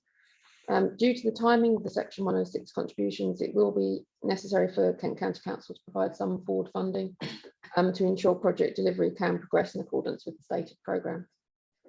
There are two options outlined in the report. The first option, which is the recommended option, allows the board to agree an extension to the deadline for completion of the required land acquisition. If this option is agreed, the remaining LGF funding will be released to Kent County Council on condition that the land acquisition is completed by the 31st of August 2023. This option is recommended on this occasion as assurances have been provided by Kent County Council that the updated programme is robust and takes into account all reasonably foreseeable circumstances. In addition, much of the new residential development associated with the project has already been granted planning permission, and therefore it is important that the new link road progresses to the same timetable as these developments to mitigate the traffic impacts associated with the new housing. If this option is agreed by the board, regular updates on the project will be sought to ensure that the project remains on track to meet the extended deadline. If progress on the project appears to be slipping, the board may be asked to reconsider the decision. The second option available to the board is to agree that the remaining unspent LGF funding is reallocated to projects on the LGF project pipeline. The board also asked to consider whether there is compelling justification not cover the LGF to date supporting project delivery. This option reflects the delays experienced by the project and takes into account the remaining outstanding risks to project delivery, including the land acquisition. Whilst on this occasion this is not the recommended option, it should be noted that there is provision within the completed Section 106 agreements which requires an increased financial contribution towards the cost of delivering the link road should the LGF funding be removed. This will ensure that the project is still delivered. However, this approach would present a risk to delivery programme. So just to conclude, on this occasion, we are recommending that the project is allowed extra time to complete the required land acquisition. With the board in agreement, the remaining funding will be released to Kent County Council on that basis. Thank you, Helen. Councillor Gough. Yeah, I thought I'd have my last occasion to bring this particular. But I think it is. I think Helen described it very, very thoroughly. All I would say is that this is in many ways belt and braces. This is worst case. So if we did actually succeed with that, needing to apply a CP, then I think the deadline of 31st of March 2023 could be reached. As Helen mentioned, the two processes have been taken forward in parallel.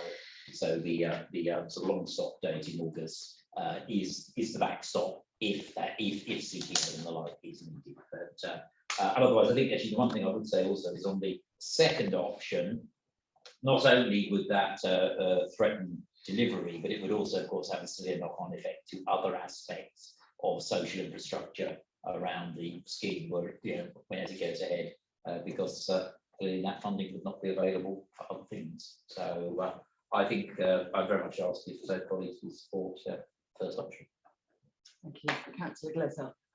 Thank you, Chair. Yeah, I will be supporting option one. I know we've experienced on a much smaller scale of having to go down the two routes and having CPO ready, and at the same time negotiate to try and get a project done. We had very good negotiators on both sides, which managed to deliver our new council offices again, which is far from here. So we got a much bigger scheme, and it was really odd when I read the agenda, it's like they're still going. Yeah, it's a nightmare when our deadlines versus reality deadlines on other things such as legal actions and CPOs and stuff never ever align. So it's the right thing to do, just to extend it to a point where hopefully Roger and his team have got it and deliver this, and then we can all go down and see what all the spoke about this. Okay, thank you. So we, as Helen said, we have two options. The recommended option is option one. So I'm going to read that out and see what you feel about that, and then whether we need to look at option two. So the option one is to agree the deadline for completion of the land acquisition to the 31st of August 2023, and to transfer the remaining 4.656 million to accounts met. Noting that it was agreed at the September board meeting that the remaining LGF funding should be transferred to Kent County Council on condition that the land acquisition be completed by the 31st of March 2023. And note that due to the extension request outlined in this report, none of the remaining 4.656 million LGF has been transferred to Kent County Council since the September board meeting. And note that a further update on the project will be provided at the February 2022 board meeting, which will include an update on the progress towards the completion of the land acquisition process and an update on the procurement of the design and build contract. Thank you. Okay, so as we have agreed that, we next need to do item 14. So let's move straight on then to item 15. Colin Black, I think, are joining us. Please to give a report on the high-risk London Gateway Stamford Loop LGF project. I do have a text from Stephen Taylor, who says that Colin is having problems connecting, so I'm not sure if he managed to connect yet. We can see his name, but he's Okay, I think Howard, given time, Howard, if you were able to update us, if Colin can get online, then that will bring him in. Okay, super. So Colin was going to give an overview of the project, phase 1 and phase 2. What I was going to do was sort of come in at the end and just pick up the comments that SELEP had made towards the end of the report. That's okay. So I'll go through that. Yeah. So Colin, a bit. I don't know if you can hear me. I'm getting there. Marvellous. Marvellous, thank you. Okay, saved by the bell almost, Howard. Colin, if you could give us an update. Absolutely. So apologies, I can't seem to get the video working. I'm having an IT horror day, unfortunately. Yes, thank you. Stamford La Hope station, the phase 1 element is constructing a new station, concourse facilities, bridge and widening of platform. The project, the phase 1 of the project was approved through planning in July, and since then we have focused on putting the procurement documents together and going out to tender. So we are currently awaiting and in discussions with potential contractors with a view to appointing contractors to start in March next year. Then they will run to a period where obviously are waiting for contractor confirmation of build plan, but it's likely to be complete by end of 2023. May slip into 24, but we really just need to see what the contractors come back with in terms of their construction programs. The second phase of the project was to improve the interchange. Now, I don't know if you can remember, this project's got a very long history, but the original plan was try and squeeze everything on the phase 1 site, but it proved to be far too difficult and challenging to do so once further site investigations had been undertaken. So we are looking to, we can continue to look for an alternative way to deliver the interchange, the wider interchange elements of the project on a site across London Road to the north of the station. Our initial concept designs that we developed appear to have some planning challenges and understandably trying to resolve a number of very complex movements in a very short piece of frontage with the station means that it is particularly difficult to accommodate cyclists, pedestrians, turning buses, taxis and parking cars and kiss and ride, all in a very short space of frontage outside the station. With that in mind, what we are looking to do is a fallback position is to look at how we improve the current facilities and enhance the current facilities in connection with the current facilities, but also run in parallel to that there's a wider regeneration strategy coming forward as part of our local development plan, which looks to bring alternative routing in for a shuttle bus through adjacent land. We're in discussions with adjacent landowners to develop a more comprehensive master plan for the area, but at this moment, because there's so many moving parts to that regeneration project, it's impossible for me to commit to a deadline as to when that regeneration project may actually be completed. It is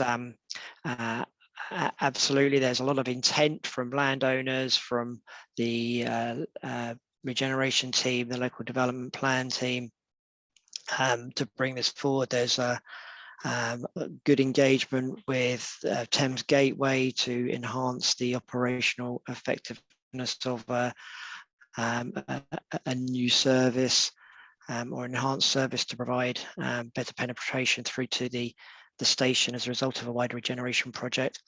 But at the moment, we are having to run that project in parallel to enhancements to the infrastructure at the local level to ensure that we have provided the requirements of the business plan in line with the funding envelope.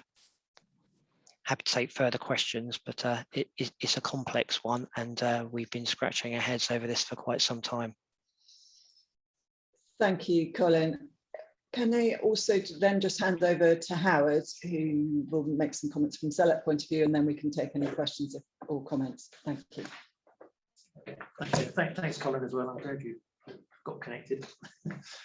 So the comments from SELEP really, I'll just sort of hark it back to the business case. So the original business case for this project set out benefits would be Queensway and Thames Enterprise Business Park, with the project expected to contribute towards the creation of 756 jobs over the period to 2031. The DP World London Gateway planning consent for the development of their site required that a minimum 10% will be non-car users. And this was one of the main drivers for project delivery.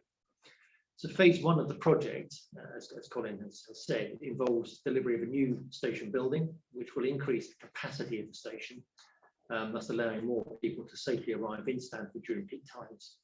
However, to ensure full realisation of the forecast benefits of the project, it is critical that there is a high quality multimodal interchange at the station, and that there are options available to employees and potential employees for onward travel to the key local employment sites. The updated proposals for phase two set out within the report just appear to have a greater focus on enhancing the existing structure rather than the provision of a new interchange as originally anticipated. So we feel that a greater understanding is needed as to how these proposals will help to achieve the improved access to employment sites as originally envisaged. Appendix B, with the report, sets out Thurrock Council's ambitions to develop a wider scheme which maximises regeneration benefits and enhances the use of sustainable modes of travel, which sits outside the scope of the LGF business case. Whilst these proposals offer clear benefits to the local area, confirmation is needed that the delivery of the wider scheme will not result in the removal of LGF funded works in the near future. The project has been delayed from its original completion date of December 2018, Colin alluded to this, July 2024, as outlined in the report. The delay in project delivery means that the realisation of the forecast employment benefits will also be delayed. It is recommended that a revised timeline for the creation of forecast new jobs is provided at the next board meeting.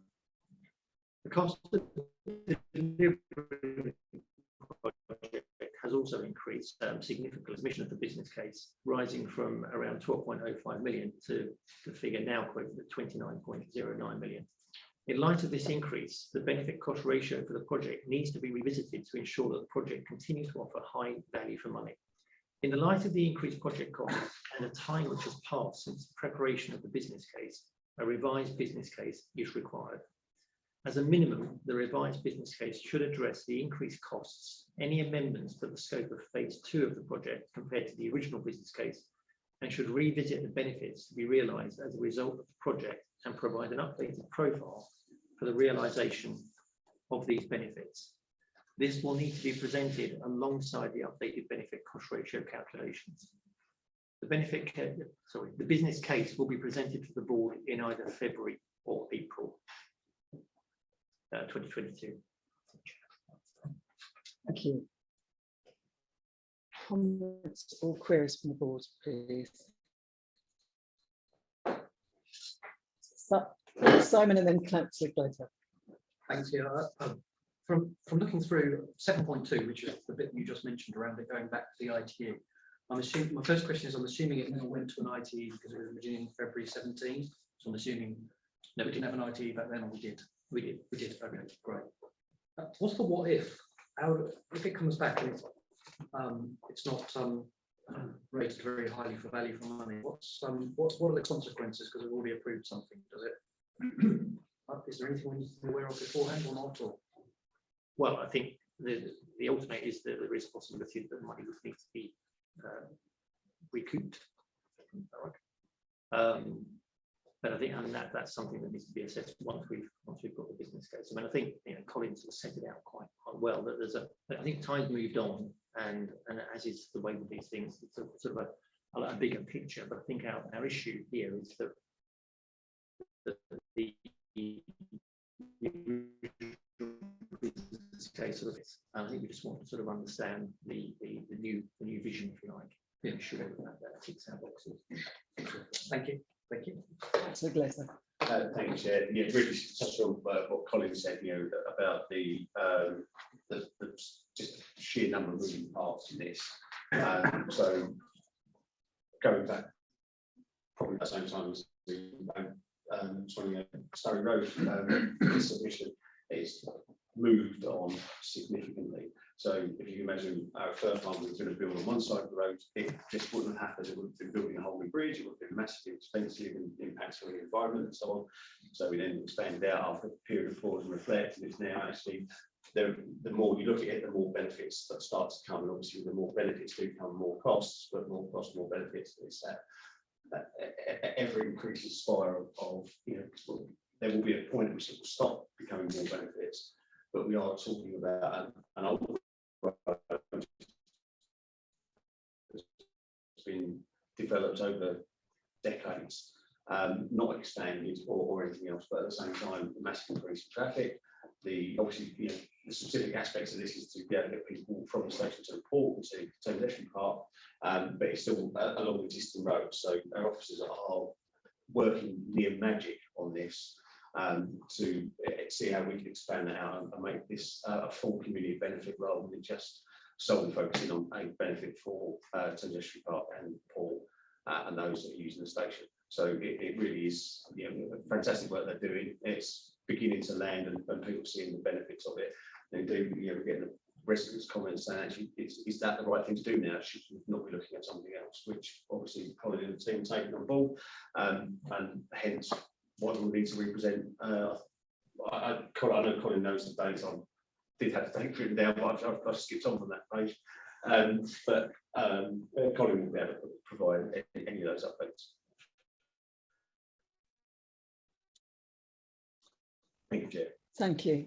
Yeah, I was just going to add to that, just to emphasise that in the original business case, it did very clearly highlight that the more access we can provide to the station via non-vehicular modes, the greater the benefit cost ratio in the business case. So we are very confident that actually providing greater access by non-car modes and encouraging people to be able to access the station by sustainable modes will actually significantly enhance the business case that we've been asked to update.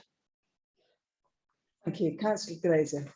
I mean, I'm supportive of the process. I guess it's a question that comes to the point, when does the project or when is the project, or has the project sufficiently changed that it's not the same project? So are we going, I know assessed on value for money. What I'm really worried about is that we get to a point where we've got another really good project that we then can't afford to fund or whatever. So it's just an early warning for me, really, that I admire and appreciate all the work that's going on and look forward to the revision. But it's when, I think you said it yourself, when do you stop or where do you stop? What I would hate to see is lots of work come back to us and we can't then afford to fund it or whatever. So I'm sure you and your team are all very well aware of that. Thank you. Yeah, I think Colin wants to come back on that. Yeah, absolutely. I think the crux of the scheme, the intent, the concept, the strategic objectives of the scheme are still very much in focus. how we deliver that and how that manifests itself in the physical structure will change and evolve, and has changed and evolved as the project's progressed. However, the initial concept still remains robust within that. And the bulk of the project, let's face it, the bulk of the costs are in building a new bridge over the railway station, and providing lifts, providing covered facilities to get from side to side, extending the platform and providing the station facilities. So the interchange elements are relatively a small cost in comparison to the bulk of the expenditure. Thank you. Thank you, Colin, for coming despite your technical challenge. Sorry about that. And providing a report. I mean, I'd just like to say how important I think it is for us to have updates on all of these high-risk projects that we're looking at the moment. I'm conscious of time, so I do want to move us on. If that's also, if we could move on to just note the update of the project, including that delivery of the project is now expected to complete beyond the extension agreed at the September 2021 board meeting. And so the question is, do we agree to a further extension to the project to July 2024, subject to the provision of an updated business case, which sets out value for money and benefits offered by the project for consideration by the April 2022 board meeting at the latest? Thank you.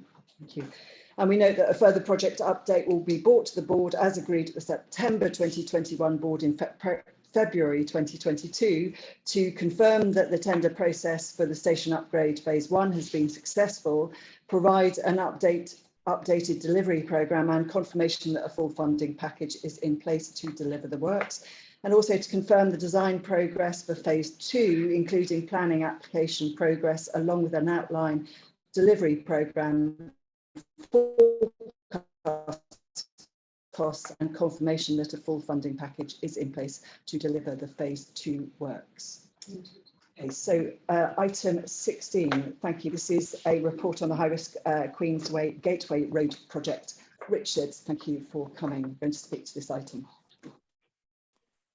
Hi Sarah, can I just check that the board members can hear me clearly, because I've had the internet connection issues. Okay, if you cannot hear me at one point, do please, one of you let me know and I'll stop and I'll start again. That's okay. All right. You're coming Thanks, in Sarah. A bit, but hopefully I'll wave if we lose you completely. Okay, and I'll take my video off if that will help. Okay, I'll keep this short because I know you know the time is pressing. So yeah, I'm here to present the Queensway Gateway Road report. I don't want to go through all of the 8 pages of the report. I think it's well outlined, much of the detail. But section 3 of the report sets out the context for the Queensway Gateway Road. But I will cover the latest progress, perceived risks, and next steps. So on the signalised connection to the A21, previously known as the temporary connection, in light of the delays in acquiring land for the final section of the Gateway Road, Sea Change Sussex have been progressing a solution to connect the road to the A21. As previously reported to the board, the signalised connection, which will realise the employment and wider benefits of the scheme, involves the introduction of traffic lights at the junction between the A21 and Junction Road. Since the last update to the board, good progress continues to be made on the design of the junction to provide the signalised connection, with priority lanes on the A21, which meets the requirements of the 2 highway authorities, East Sussex Council and newly termed National Highways. This design has now received Road Safety Audit Stage 1 approval from the report goes into quite some. Well, oh, we sorry, just lost you Sarah, for a bit. I thought you'd up. gone, but you've come back again, so that's fine. Sorry. Okay, I'll take my video off then, if that's acceptable to everybody. The report outlines a number of technical statutory processes, and I'm not intending to go into much detail because I think they're well explained in the document. But just for clarity and for audit, because we're on live. In summary, those standard statutory processes must be followed, and they involve predominantly the road safety audit 1, which I'm glad to say has been completed, the road safety audit 2, which is currently being compiled with the more detailed designs and technical approvals that need to be, of course, given by National Highways and ourselves, the County Council. The traffic regulation order for Junction Road has been received approval in mid-October, which is great news from the Planning Committee and the County Council, and the traffic regulation order for Whitworth Road is required to be completed. And then there are obviously, as a result of those areas of statutory processes, Section 278 agreements to undertake works on the public highways, of course, won't be concluded until the above has been achieved. Happy to take questions later on those detailed areas, but I'll move on and turn to construction and timings, because that's probably the most important things that people want to hear about. Some initial site works took place during the week commencing the 25th of October to confirm the location of underground services on the A21, following recommendations in the first road safety audit. Sea Change Sussex have advised that the expected programme for delivery of the signalised connection is 6 weeks, with an additional 2-week contingency. Based on the estimated timescales for the approvals process and the delivery programme, it is currently anticipated that the signalised connection will be constructed and complete at the earliest by summer 2022. However, summer 22, Richard, that was what you said? Yes, Sorry, just checking. summer 2022, yeah. However, opening the route to traffic will be subject to the traffic regulation orders to close off Junction Road and to introduce parking restrictions on Whitworth Road, having both been sealed. So turning to the permanent and final connection, the final element of the permanent scheme is the proposed construction of a roundabout on the A21. As highlighted in previous board updates, this is dependent upon completion of the ongoing land acquisition process. Said before, the County Council have indicated that their preferred scenario would be for Sea Change Sussex to secure all the necessary land through negotiations from all of the relevant landowners. However, if the land cannot be secured through negotiation and a compulsory purchase order process is deemed necessary, then the CPO could take anywhere between 6 to 18 months. At present, works to the permanent connection have been placed on hold, as resources at the County Council and Sea Change Sussex have been clearly focused on progressing the signalised connection to the A21 to enable the road to be fully open to traffic and enable the scheme's full benefits to be realised as soon as possible. As highlighted in the report, a further update will be brought to the SELEP Accountability Board in February, which will provide an update on the project delivery plan and associated milestones. So in summary, the above update should provide confidence to the board that the necessary steps and actions have been taken by Sea Change Sussex, the County Council and third parties to address connection to the A21 and enable the benefits outlined in the business case. Thank you, Richard. Helen. Yes, I'm just going to keep this very brief. From a SELEP perspective, obviously we've got concerns that delivery of the project has slipped, and based on the programme Richard has just provided, has slipped further from the update that was provided at the last board meeting. I understand that progress is being made to secure the required approvals and complete the legal documents, but it's something we will continue to monitor. The report does also indicate that consideration may be given to the potential for the signalised connection to be retained as a long-term solution, rather than being used as a temporary solution as originally intended. If this approach is adopted, a formal project change request will be required, and this will need to revisit the benefits offered by the scheme and provide assurances that the project continues to offer high value for money. It's expected that a potential timeline for this to be considered will be discussed at the February board meeting. I think our final concern is around the timeline for the realisation of the benefits. It's my understanding that the employment land has been unlocked already, but had the disposal of that land to bring forward the commercial development has been adversely impacted by the COVID-19 pandemic. So I think a future meeting may be looking for an indication as to the timeline for the realisation of those benefits. Thank you.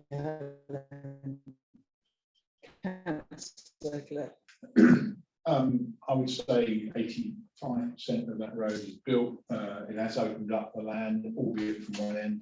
The real benefits for allowing through traffic haven't been achieved yet.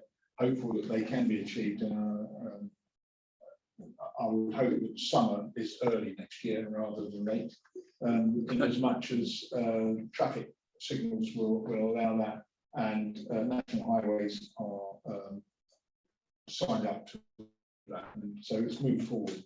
My big concern is that the final solution may not be achievable, and we would need to have an update of that, as you say, at the next board.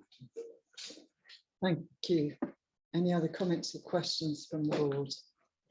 Thank you, Richard, for coming to give us an update, albeit with a bit of a judgery connection. Thank you. So we are asked to make a decision on the delivery of the project and the steps which need to be taken to secure completion.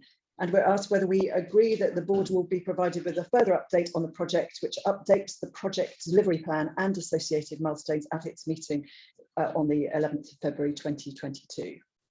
Really, very good. Okay, thank you. Okay, let's move swiftly on to item 17, which is a report on the A13 widening and Maidstone integrated transport package. Howard. Thank you, Chair. So the purpose of this report is for the board to receive an update on the delivery of the following local growth fund projects, which are currently ranked as high risk: the A13 widening and the Maidstone integrated transport package.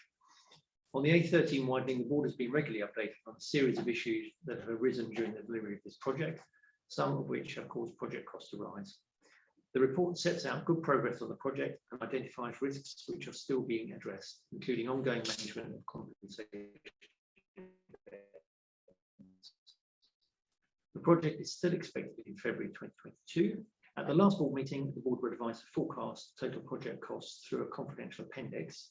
Thorough Council have confirmed that forecast costs remain broadly in line with the update provided in September.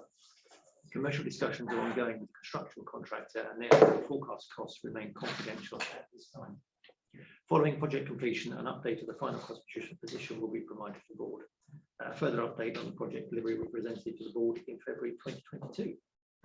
Very near the end.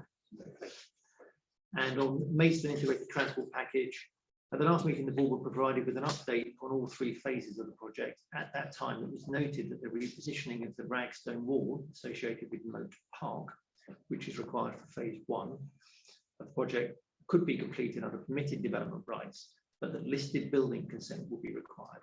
Meetings have taken place with Maidstone Borough Council, and it is anticipated that consent will be granted in December.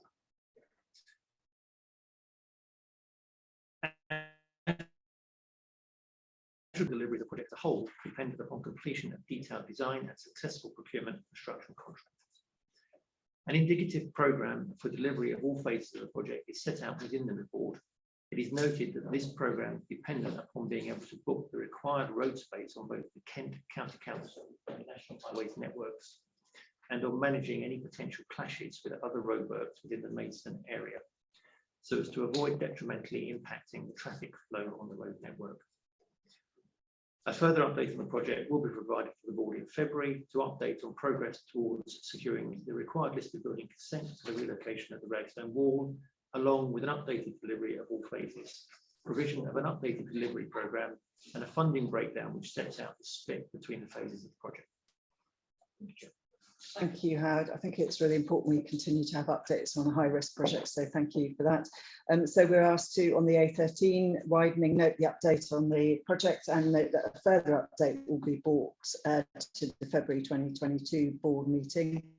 And on the Maidstone integrated transport package, we're also asked to note the update and note that a further delivery update will be brought to the February meeting, which will include progress towards securing the required consent to relocate the ragstone wall and a funding breakdown which sets out the split between the phases of the project. So thank you.